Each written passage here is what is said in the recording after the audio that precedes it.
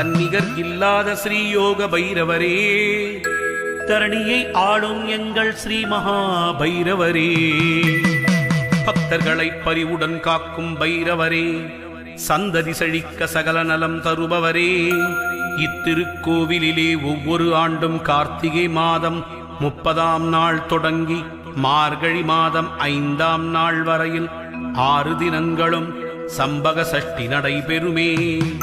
அச்சமயம் வருகின்ற அடியவர் வாழ்வில் ஆனந்தம் பெருகிடச் செய்யும் பைரவரே, உற்சவ நேரத்திலே அஷ்டபைரவா உனக்கு யாகமுடன் அபிஷேகம் ஆராதனை நடைபெறுமே. அர்ச்சனையும் ஆராதனையும் பல மணி நேரம் தொடரும். அண்டிய வினைகள் அத்தனையும் விலகும். நிச்சயம் எண்ணியது கைகூட நீ அருள்வாய். நிழலாகத் தொடர்ந்து வந்து எம்மை காத்திடுவாய்.